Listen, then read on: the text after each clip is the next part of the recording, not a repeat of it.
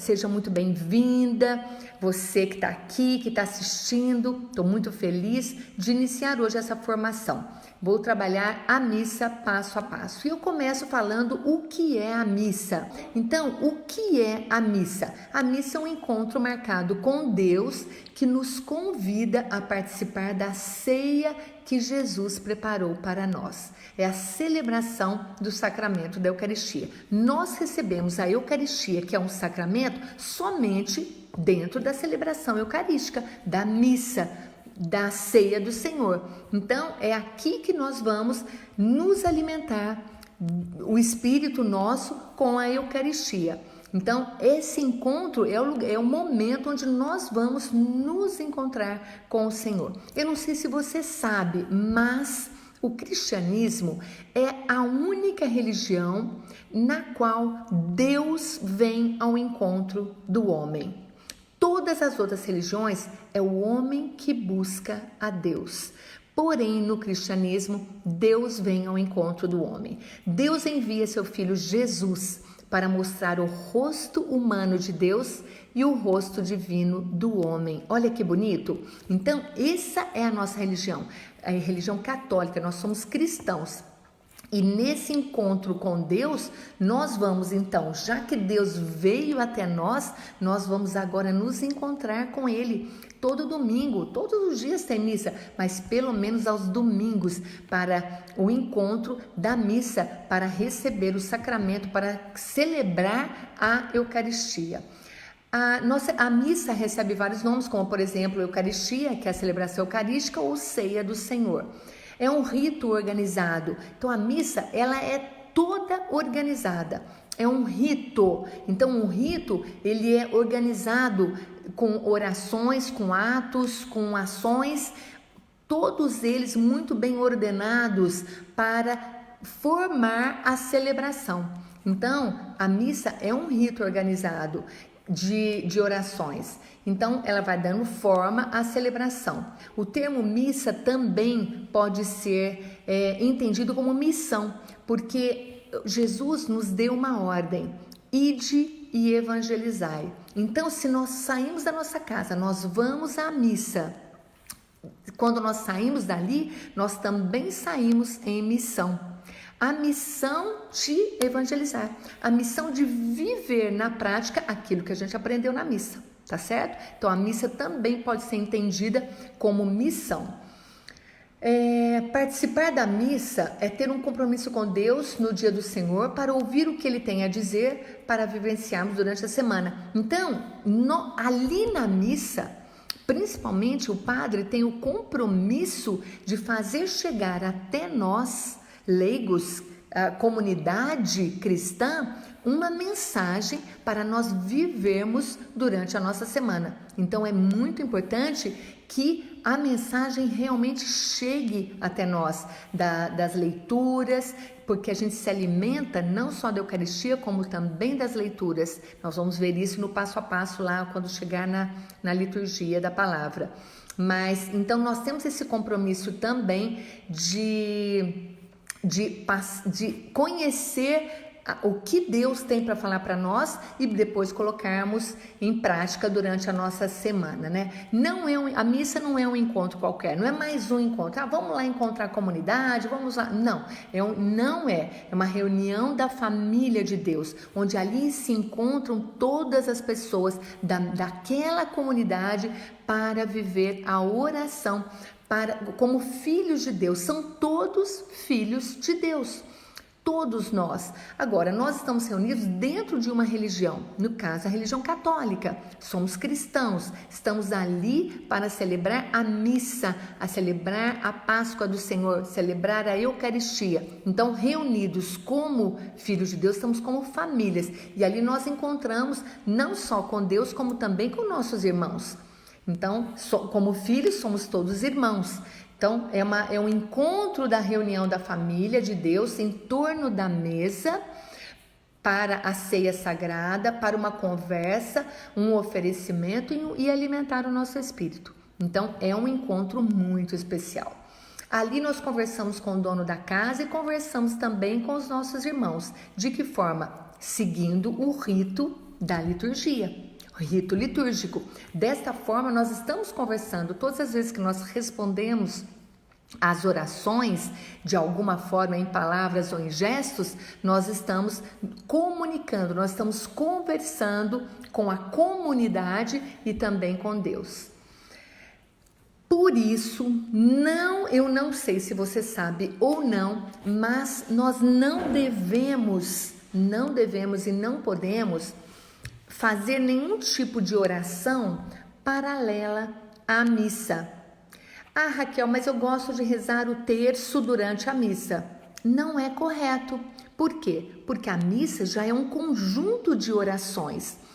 Você vai rezar o terço, você vai deixar de viver aquele momento rico da missa para você viver um momento mariano, que é uma devoção sua, linda, maravilhosa, com Maria, nossa mãezinha, mas você está perdendo as bênçãos e as graças da riqueza que é participar da celebração eucarística.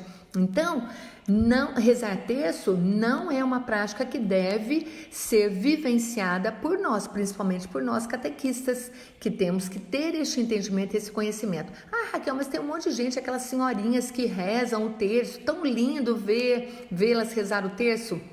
Você sabe por que elas rezam o terço?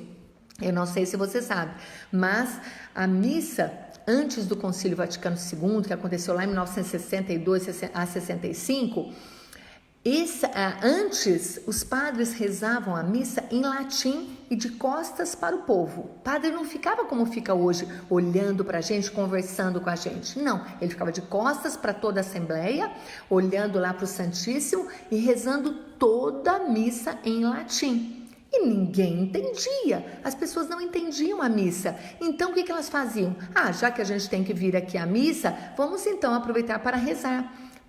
Já que nós não estamos compreendendo, não estamos rezando junto, nós vamos então rezar o terço. E começou então a devoção ao terço durante a missa. Mas hoje, principalmente depois do Concílio Vaticano II, nós não podemos mais fazer isso. Por quê? Porque nós compreendemos. A missa começou a ser rezada na língua nativa do povo. Em qualquer lugar do planeta que você vá, que tem uma igreja católica, você vai ter a mesma missa que tem na sua cidade, tem na China, tem no Japão, nos Estados Unidos, no Canadá, em qualquer lugar, é a mesma missa. A igreja é una.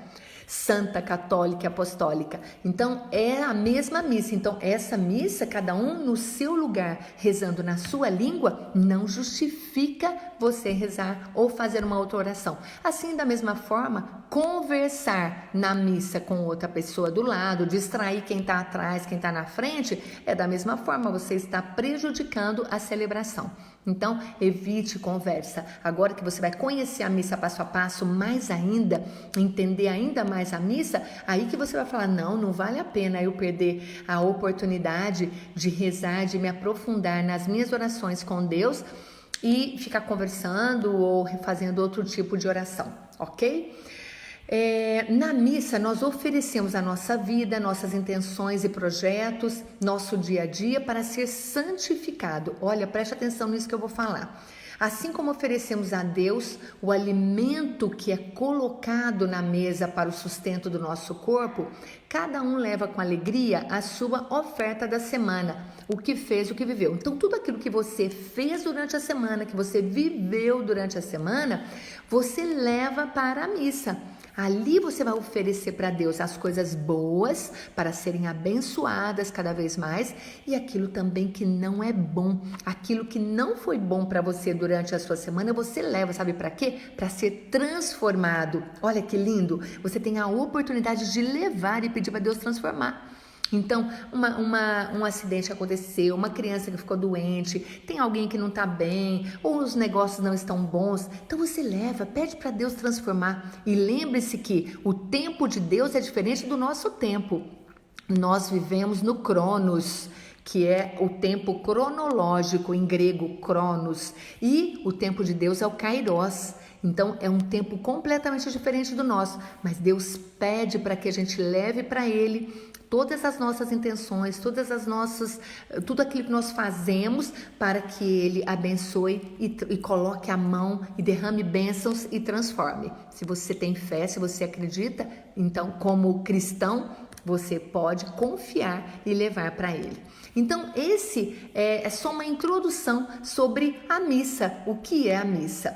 Agora eu vou entrar na primeira parte da missa, que é a procissão de entrada. Se você está anotando aí, anota agora, pega um caderno, um papel, para você anotar. Procissão de entrada. Eu vou explicar agora para você o que é a procissão de entrada, tá bom?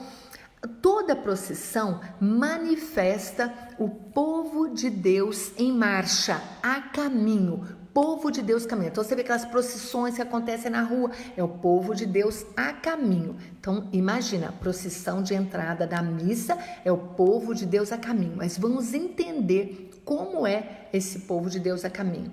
É uma procissão em direção A procissão em direção ao altar significa que o homem está caminhando em busca de Deus, com a vontade de se encontrar com aquele que é Pai. Então, quando o padre, junto com os ministros e junto com algumas pessoas que ele escolhe para entrar com ele na procissão de entrada, está representando todo o povo de Deus, está representando você e todas as pessoas que estão ali. Então, tudo é muito simbólico dentro da missa. Nós temos que entender isso também, essa simbologia. Então, a procissão é o povo a caminho, indo em direção a Deus, que é Pai. Então, é nesse sentido a procissão de entrada. Esse passo a passo, que é essa caminhada, essa entrada, até chegar lá no altar, ela relembra a travessia de Moisés com o povo pelo deserto, deixando para trás a escravidão e seguindo em busca da liberdade e da vida. Entenda que tudo o que Deus quer e faz gera vida. Gera vida. Então, se nós estamos indo em busca de Deus, é porque estamos deixando aquilo, a morte, a escravidão, a tristeza, as coisas ruins para trás e buscando aquilo que gera vida. Então, é para lá que nós estamos indo, para esse encontro. Esse é o sentido da procissão de entrada. Agora preste atenção, nós iniciamos a procissão de entrada quando nós saímos da nossa casa. Não é só ali na porta da igreja para dentro. Quando você sai da sua casa, você já vai iniciar a sua procissão de entrada. Você já vai a caminho da missa, levando junto tudo aquilo que você fez, tudo aquilo que aconteceu para oferecer a Deus. Então a sua procissão já começa dentro da sua casa, na hora que você sai da sua casa para ir para a missa. Todo o caminho que você estiver indo para a missa, você já começa a meditar, a pensar, a ter esse encontro com Deus já na saída da sua casa. Preste atenção, quantas pessoas brigam no caminho para chegar na missa, chega na missa já brigado com o marido, com o filho, sendo que na verdade já é um momento que você já está entrando em procissão para ir ao encontro do Senhor. Então, que este momento da procissão de entrada seja consciente na sua mente, no seu coração, desde o momento em que você sai da sua casa para ir para a missa, tá bom? Antes de nós entrarmos na igreja, nós precisamos lembrar de limpar os pés. Preste atenção no que é e o que significa esse limpar os pés, pois não podemos levar sujeira para a casa de Deus. O Senhor disse a Moisés, tem uma passagem em Êxodo, capítulo 3, versículo 5, que Deus fala, o Senhor disse a Moisés, tire as sandálias, porque o lugar onde pisas é santo. O que significa isso? Este gesto significa que devemos fazer um exame de consciência enquanto estamos indo para a casa do Pai. Porque na hora que nós chegarmos ali, toda aquela tristeza, todas as mágoas, todas as coisas ruins fiquem fora, para que você leve ali para dentro todas as boas intenções. É óbvio que, como eu acabei de falar, você vai levar as coisas ruins também, mas já ressignificadas, já entendendo o que você quer realmente, que haja uma transformação na sua vida e não levar aquela coisa ruim, aquela raiva para dentro da igreja. Então ali fora você já fez o trabalho com a sua mente, com o seu coração, na intenção de que realmente Deus vai transformar a sua vida, nesta intenção sua de deixar ali no altar do Senhor, na procissão de entrada, tá? Na procissão de entrada, nós nos colocamos a caminho junto com o sacerdote e das pessoas que participam, né? Levando no coração as nossas experiências vividas em busca de ânimo e força para iniciar a semana e continuar a caminhar. Então, essa é a intenção, que a gente consiga ter esse entendimento da procissão de entrada. Continuando, o altar, vamos lá. Então a procissão vai até chegar no altar. E o que é o altar?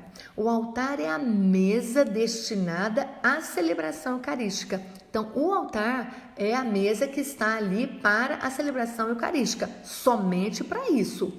E ela geralmente fica num plano mais elevado para que todos vejam. Eu já fui em paróquias, e vocês também devem conhecer, que elas são umas descidas, ela desce assim, então como se fosse um estádio ou alguma coisa nesse sentido.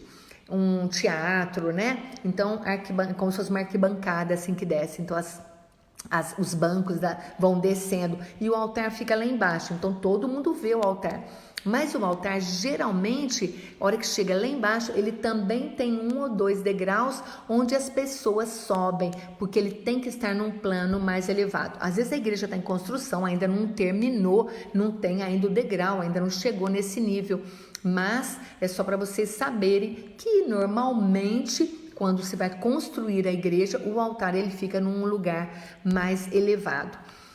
O altar é o lugar onde a terra se encontra com o céu. Olha que lindo isso, gente. O altar é o lugar onde a terra se encontra com o céu. A montanha sagrada onde Deus vem encontrar-se com o ser humano e onde o sacrifício reconcilia e une o mundo com Deus. Por quê? Quando eu digo que o altar está num plano mais alto, porque Deus encontrou-se com Moisés no alto da montanha e nós vimos Jesus muitas vezes subir a montanha também. Então a gente tem esse significado, esse entendimento de que no alto nós encontramos com Deus. Então o altar ele fica num lugar mais alto, é um lugar onde encontra o céu e a terra, é o lugar mais alto. E isso é a simbologia do altar. Agora, o altar é o próprio Cristo. Eu não sei se você já ouviu falar disso. O altar é o próprio Cristo. Ele representa a mesa da ceia do Senhor. É o próprio Cristo que se entrega como ceia, como alimento para nós. E o que mais? Ele representa a mesa do Senhor, a ceia do Senhor, e por isso tem sentido de mesa de refeição. Aqui se justifica porque a celebração eucarística ou missa também é chamada de ceia do Senhor. Então, o altar é o próprio Cristo e ele representa a mesa que é a ceia do Senhor, tá? O altar lembra também a cruz de Cristo, que foi um altar onde ele ofereceu o sacrifício da sua própria vida. Porque no altar é que os povos pagãos faziam os seus sacrifícios, as suas oferendas. Então, era no altar. Por isso que é no altar que Jesus, que nós também celebramos a celebração. Porque o próprio Jesus é o Cordeiro de Deus imolado. É o próprio Jesus que oferece a sua vida. Então, o altar tem todo esse sentido, toda essa representatividade, que é super importante. O altar é o próprio Cristo, é a ceia, é a mesa, é o lugar onde celebramos a ceia do Senhor, que é o próprio Cristo que se entrega como alimento para o nosso espírito, para a nossa vida.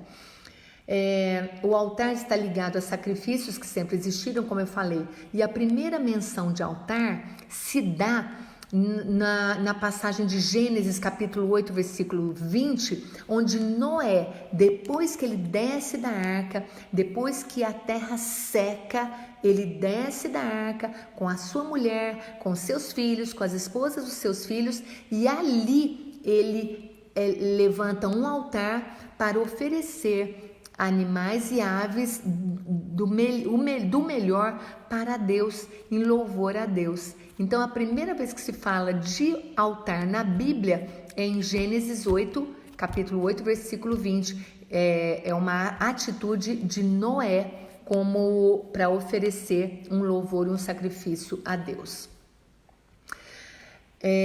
Este altar que existe hoje nas igrejas é onde se celebra o sacrifício pascal de Jesus. Este sacrifício pascal, o que é o sacrifício pascal de Jesus? Paixão, morte e ressurreição. Então, toda missa, todos os dias, em todos os lugares, nós estamos celebrando o sacrifício pascal de Jesus. O altar é o trono de Cristo. O trono representa o próprio Cristo, que é o centro e a vida de toda celebração. Toda celebração é o próprio Cristo que é o centro, por isso que ele é o próprio altar. É o lugar sobre o qual ele repousa como vítima, como cordeiro pascal. Ele entregou a vida dele em sacrifício e é exatamente nesse sentido que nós entendemos Cristo como o próprio altar e como o cordeiro imolado. É a mesa do Senhor que alimenta constantemente a vida dos cristãos. Ok? Então aqui nós tivemos a explicação do altar, do que é o altar. É onde nós saímos em procissão desde a porta da nossa casa, caminhamos e vamos para chegar ao encontro de Deus na presença de Jesus Cristo. No altar do Senhor, é ali que nós vamos depositar as nossas ofertas, as nossas oferendas, e nós vamos ser transformados no amor de Deus e ser alimentados com o corpo e sangue de Cristo. E agora, lá no altar, quando o padre chega lá no altar, ele beija o altar. O que representa o beijo no altar? O beijo é um gesto nobre que simboliza o amor. E o beijo do padre no altar manifesta a sua alegria e o seu amor por Jesus, que é o centro da nossa piedade, que é o centro de toda a nossa atenção de amor, de devoção, de oração. É um gesto de adoração ao Senhor, aquele que um dia o chamou o padre, vem e segue-me, assim como a tantos outros pastores que nós temos. Então, ele beija o altar em sinal de amor, em sinal de adoração a Jesus, porque ele está beijando o próprio Cristo quando ele beija o altar. Agora que nós entendemos o que é o altar, nós entendemos agora o beijo no altar. Este beijo vem do desejo de louvar o Senhor no altar, consciente de que se trata de algo maior que um objeto litúrgico. Não é simplesmente ali um altar como um objeto litúrgico, é o que está por trás disso, que representa este altar. É um lugar santo e digno de louvor e de amor para todo cristão. Ok? Então agora nós entendemos o beijo no altar, porque o padre beija o altar. A próxima explicação que eu vou fazer agora é a seguinte: os gestos e posições do corpo durante a missa. Gestos e posições do corpo durante a missa. Ok, vamos lá.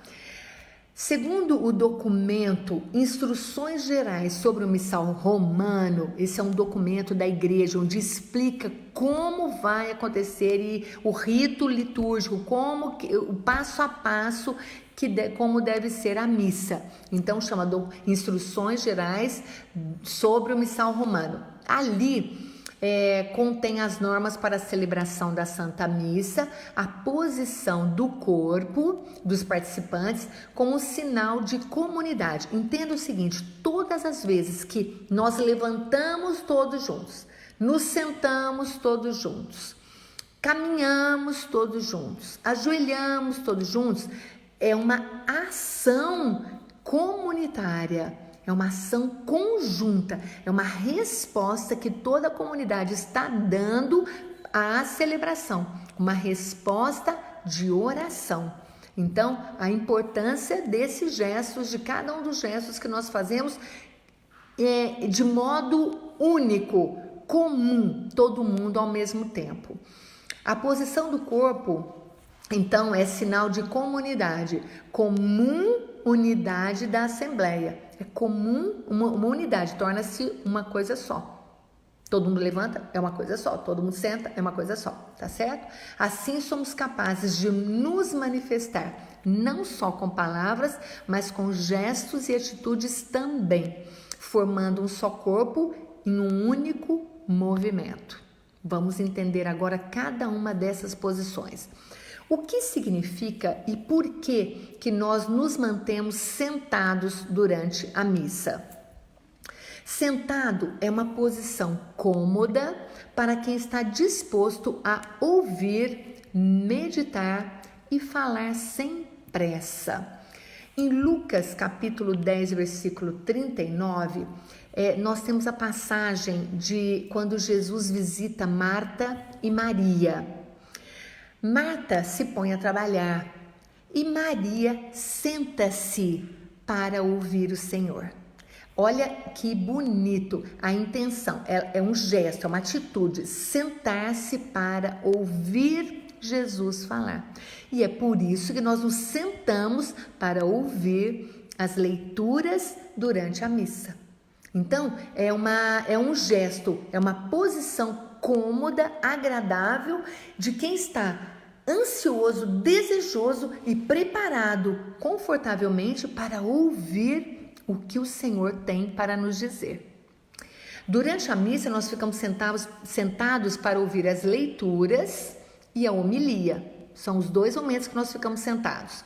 Jesus também adotou essa posição para falar aos seus discípulos, numa atitude de proximidade e tranquilidade de quem deseja ensinar com o coração. Da mesma forma, quando nós também queremos essa aproximação, quem é catequista sabe disso. Ao invés de você ficar em pé, em pé e as crianças sentadas, o que você faz? Você se senta junto com eles, senta no chão, num tapete, em almofada, fica todo mundo muito mais próximo. Por quê? Porque isso gera proximidade, isso torna-se mais gostoso o encontro. Então, o estar sentado é porque está desejoso de ouvir. Tá bom? Vamos agora entender o que é a posição de pé. Por que nós ficamos de pé durante a missa? Em que momentos que nós ficamos? De pé é a posição de Cristo ressuscitado.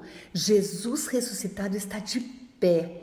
É também o símbolo da dignidade humana. Olha que bonito, porque a pessoa às vezes ela tá tão mal que ela vai caindo. Então, ela esmorece, ela se perde. Então a gente fala: levanta, porque você é digno. Então a dignidade humana, você tem que se manter de pé. Deus nos fez de pé. Sabe por quê que Deus nos fez de pé? Porque nosso sentido está voltado para o alto e é para lá que nós temos que olhar, é para lá que nós vamos. Então, de pé é a postura que nós temos que ficar sempre na nossa vida, para continuar, para caminhar, para estar disposto a fazer algo, tá bom? Então, demonstra respeito e atenção àquele que está falando. Então, se tem alguém falando e você está, óbvio, quando você está sentado, você está mais confortável, está mais relaxado, mais tranquilo. Quando você está de pé, você está em sinal de prontidão. Estou pronto para ouvir e para fazer. Então vamos lá, vamos prestar atenção nisso. Demonstra respeito e atenção àquela pessoa que está falando. Disposição para obedecer e prontidão para servir. Estou pronto, estou de pé. Estar de pé durante a missa é estar pronto para caminhar em direção a Deus e aos irmãos. Então vamos ver, nós nos mantemos nesta posição para ouvir o Evangelho, ou seja, é o Senhor nos falando.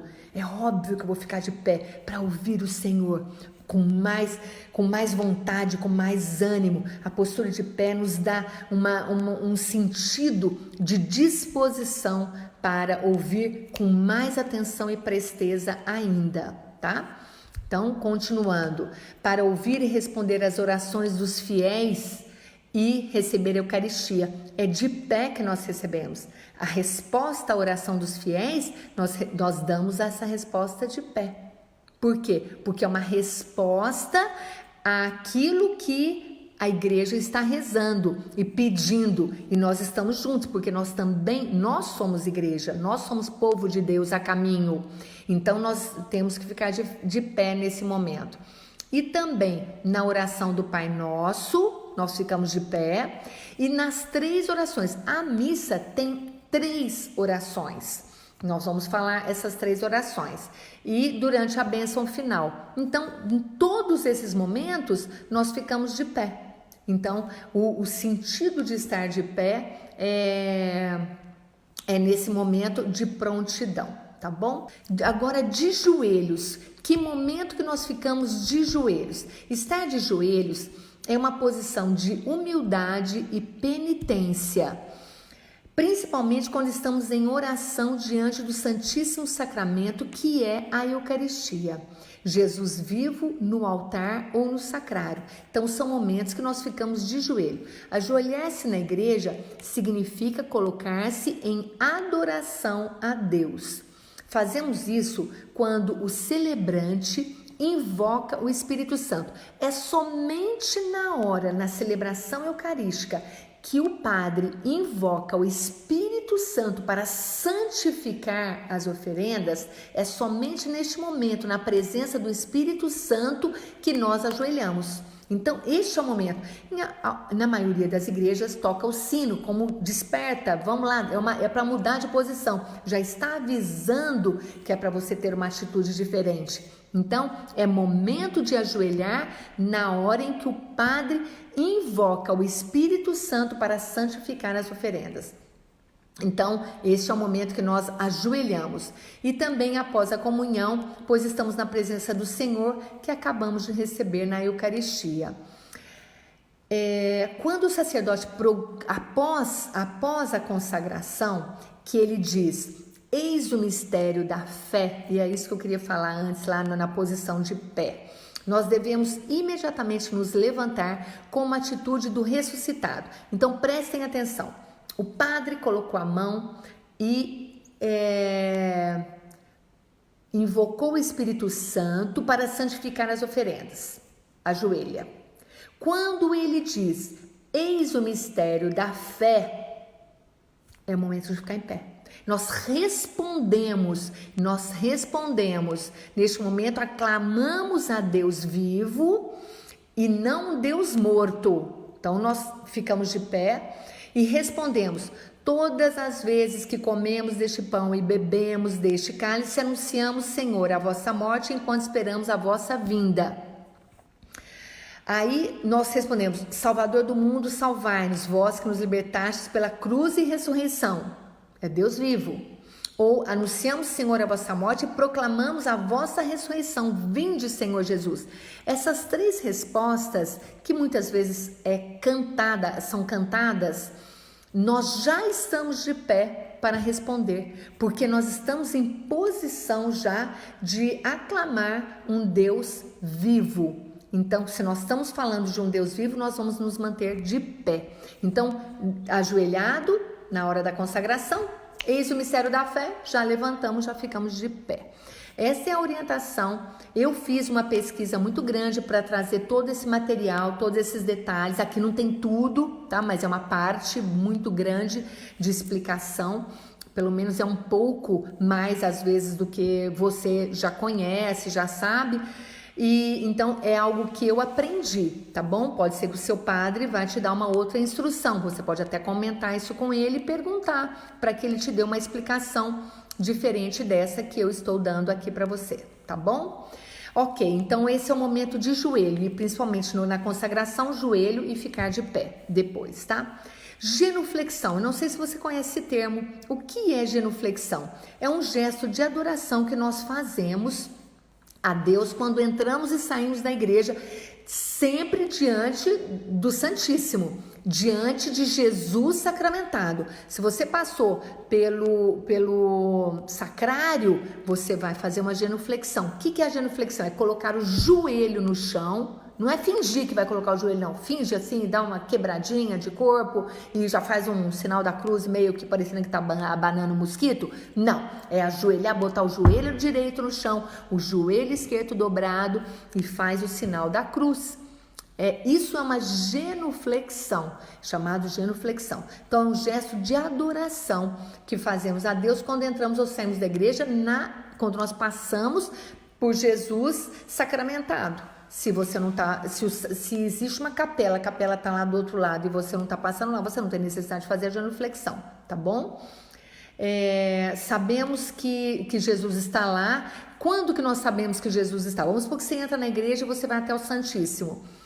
Aí você vê uma luzinha vermelha acesa. É uma luzinha chamada luz perene. É uma luz contínua, ela não se apaga. Por quê? Porque ali dentro existe Jesus sacramentado. Uma hóstia consagrada, é Jesus presente ali. Então é neste momento nós fazemos uma genuflexão. Ou nos ajoelhamos num genuflexório para rezar.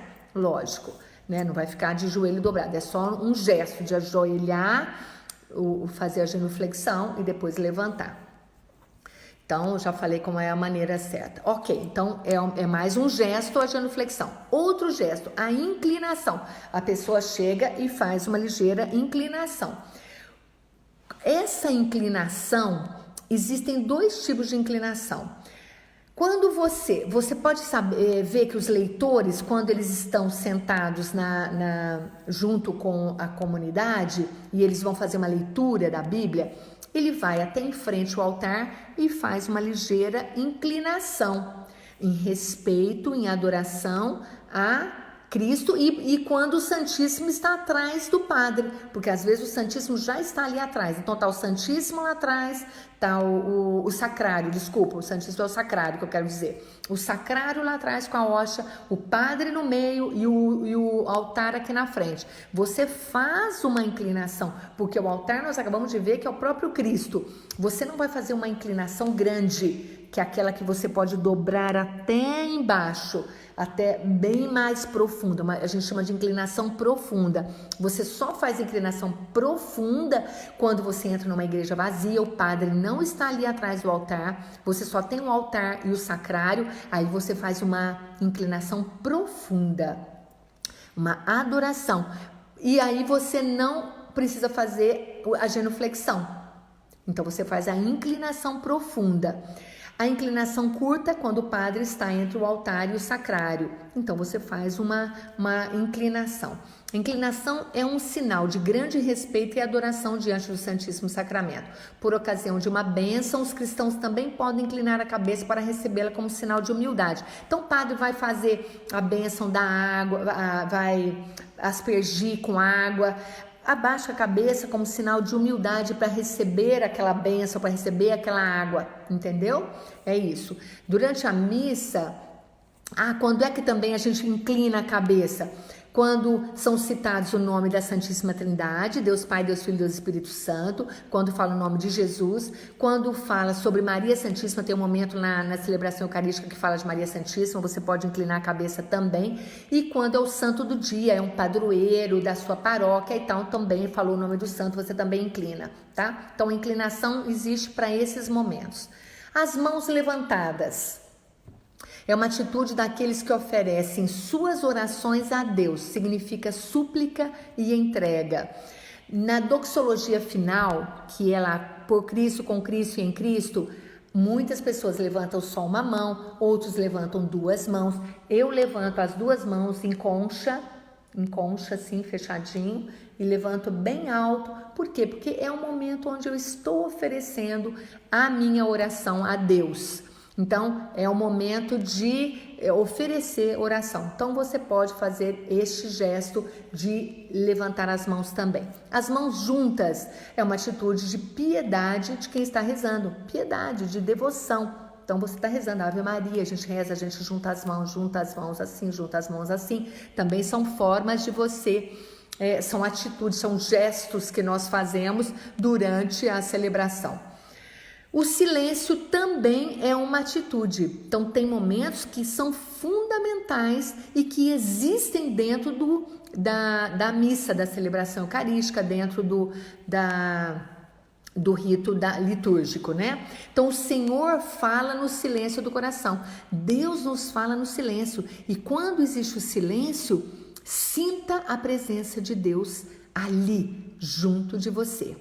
Então, o silêncio é o Senhor falando ao nosso coração.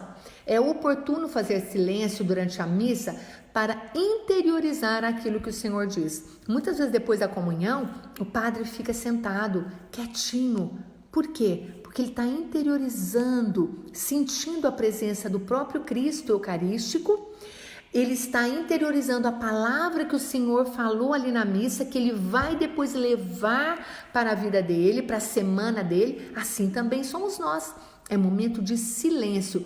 E depois de cada oração, onde o padre fala oremos, que são as 3 orações da missa, oremos, dá-se um tempo, faça alguns segundos de silêncio para o padre fazer a oração.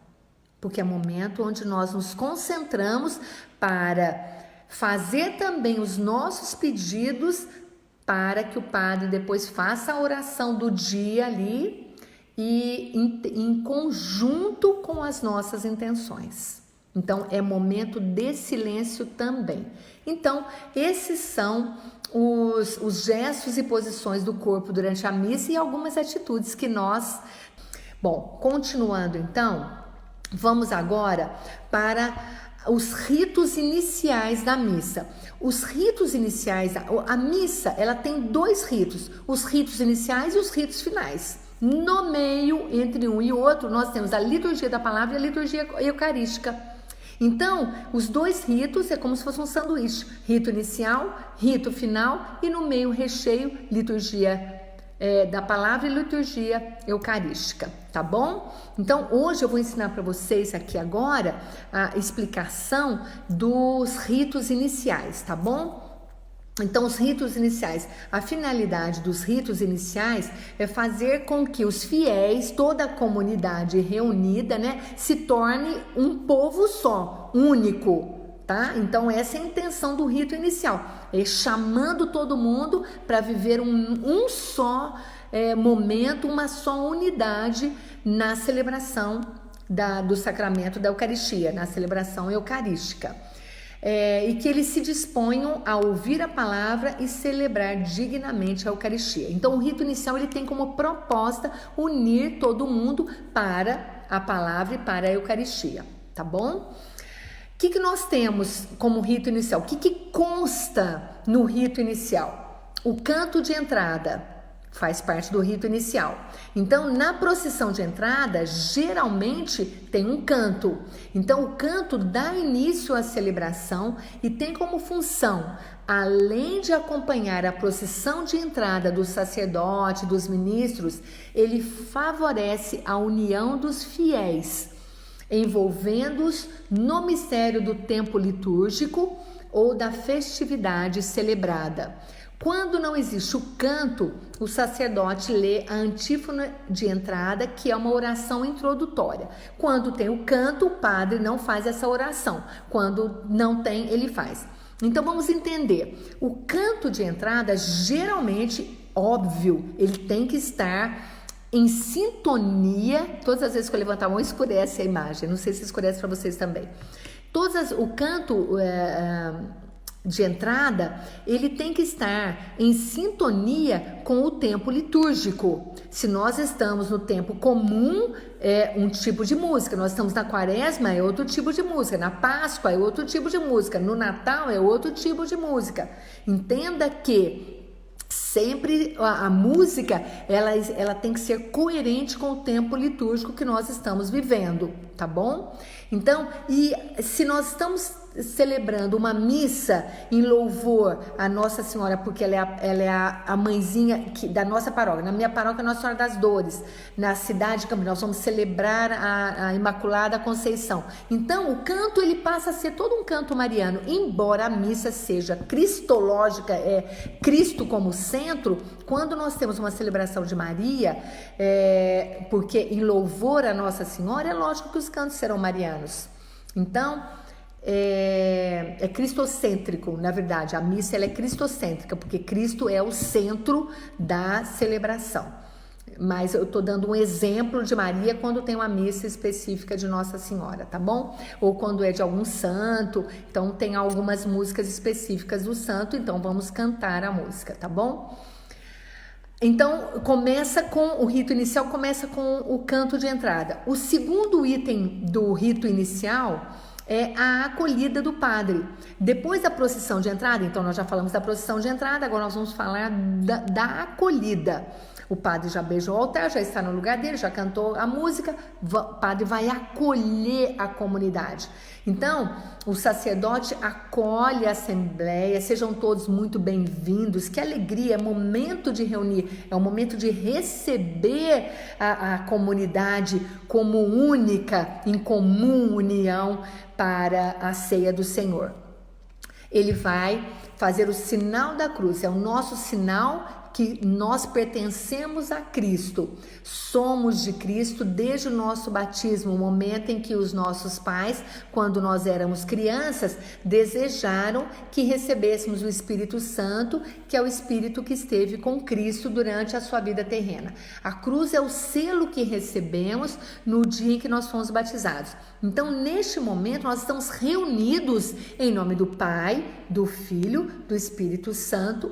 Amém. E nós respondemos o amém. O padre fala em nome do Pai, do Filho e do Espírito Santo. E o povo responde amém em alta voz. Nós temos que responder à altura, gente. Não pode ficar todo... Imagina se o povo todo responde assim, amém, amém. Um baixinho, quietinho. Não, não é. Tem que ser uma resposta única.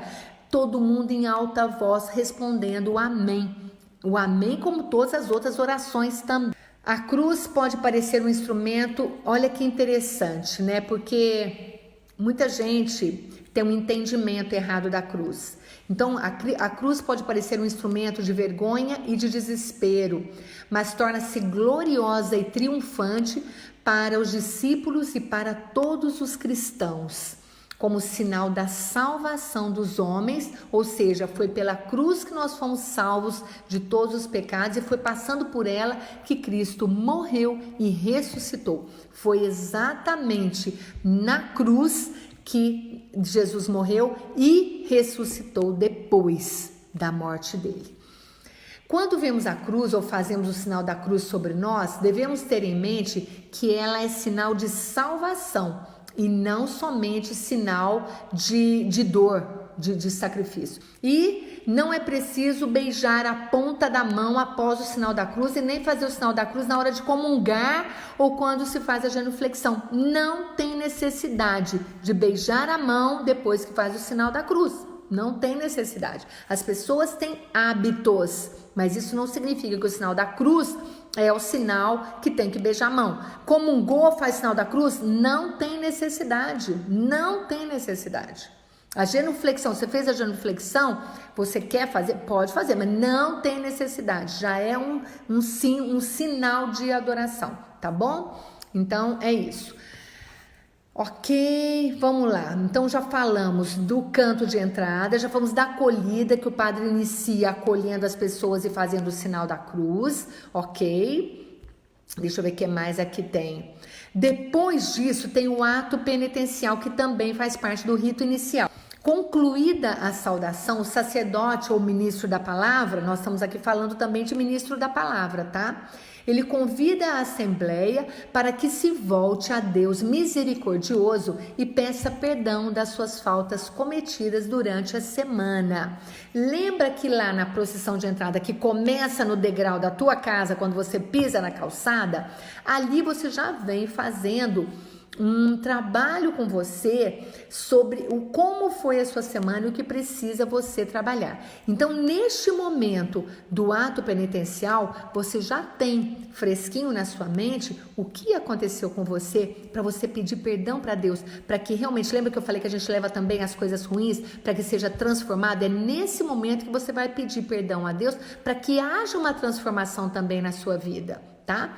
Então, você vai pedir perdão das suas faltas cometidas durante a semana, reconhecendo-se como pecador limitado. Somos pecadores todos, somos limitados para recebermos o alimento da palavra e da Eucaristia com o coração aberto e feliz diante de Deus. Nesse momento é o momento onde a gente se limpa, a gente se liberta das coisas ruins, dos sentimentos ruins, para nós podermos receber mais, com maior amor ainda, com maior abertura, a palavra de Deus e a própria Eucaristia.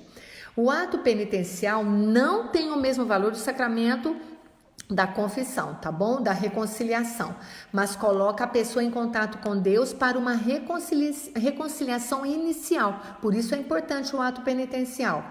E que vai levar a pessoa a buscar o sacramento em caso de pecado grave ou mesmo pecados mais leves, que são os pecados veniais, que a gente também precisa confessar. Então, o ato penitencial nesse momento, ele nos faz relembrar o que aconteceu, que a gente precisa se libertar e ficar bem, se sentir bem para receber a palavra e a Eucaristia. Ele pode ser substituído pela aspersão da água benta também. Muitas vezes, em algumas celebrações, o padre faz a aspersão da água benta e não tem o ato penitencial, porque a aspersão da água benta já é o ato penitencial. Em seguida, inicia-se o Senhor tem de piedade de nós ou Kyrie eleison, e a não ser que já tenha sido rezado no próprio ato penitencial. Se já foi rezado, não vai rezar de novo.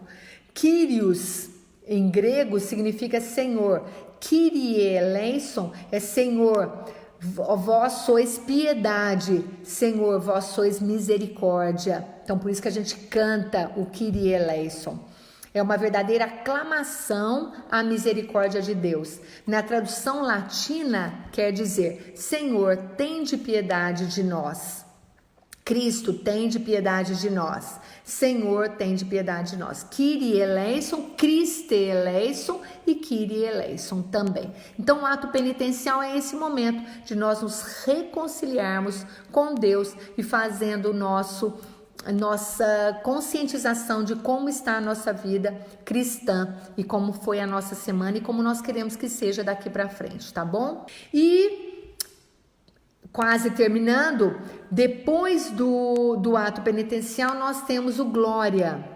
Então, o Glória é um hino oficial da igreja, reunida no Espírito Santo, no qual, desde a antiguidade, glorifica a Deus Pai e a Deus Filho, e lhes apresenta suas súplicas. No advento e na quaresma não se recita nem canta o Glória, tá bom? Glória a Deus nas alturas e paz na terra aos homens por ele amados. Então, toda esta oração, ela não é recitada nem cantada nesse tempo do advento e nem na quaresma. Então, é um hino oficial da igreja, em louvor, né? Reunida no Espírito Santo, onde glorifica Deus Pai e Deus Filho, tá bom? Então, essa que é o sentido do Glória no rito da missa. E para finalizar o rito inicial da missa, então lembrando, começando o rito inicial, o rito inicial e o rito final são partes da missa, e o recheio é a liturgia da palavra e a liturgia eucarística. O rito inicial é composto do canto de entrada, a acolhida do padre, o ato penitencial, o Glória e a oração da coleta. Então, o que é a oração da coleta? É a primeira oração. São 3 orações que terminam dizendo que na unidade do Espírito Santo, vosso filho é sempre na unidade do Espírito Santo. Eu vou responder aqui agora, já vou falar exatamente como é. São as 3 orações que falam isso.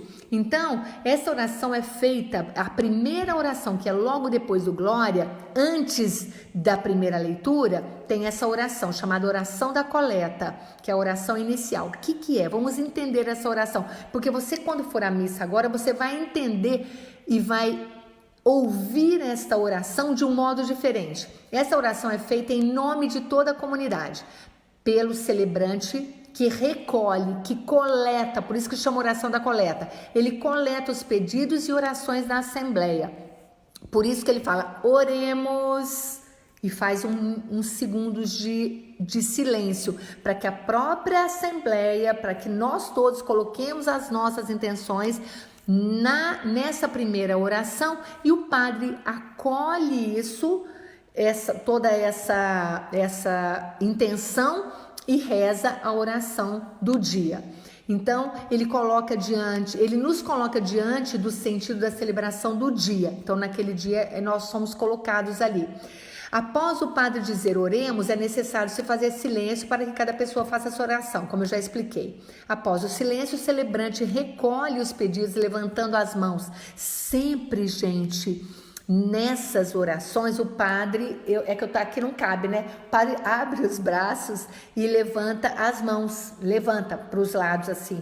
Ele levanta as mãos e ele reza. E conclui a oração com as seguintes palavras: por nosso Senhor Jesus. Sempre toda a oração é por Jesus Cristo que nós estamos pedindo.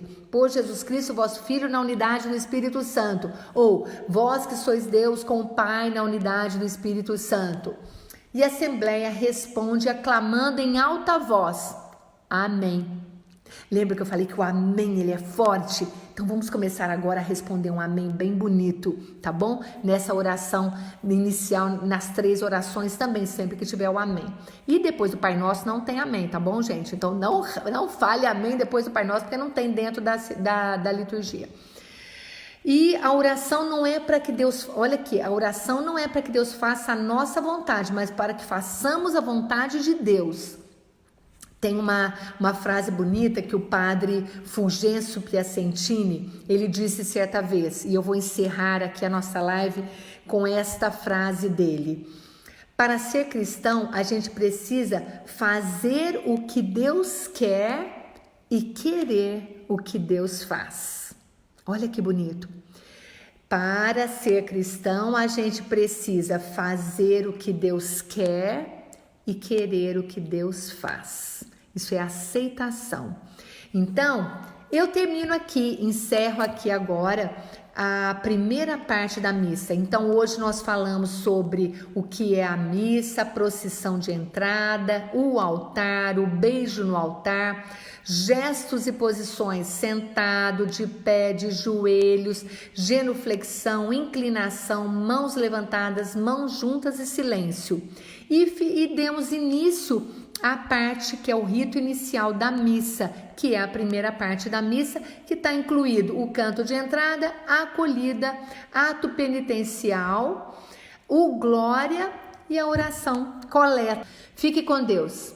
Um beijo no coração e a gente na nossa próxima live dando continuidade à missa passo a passo.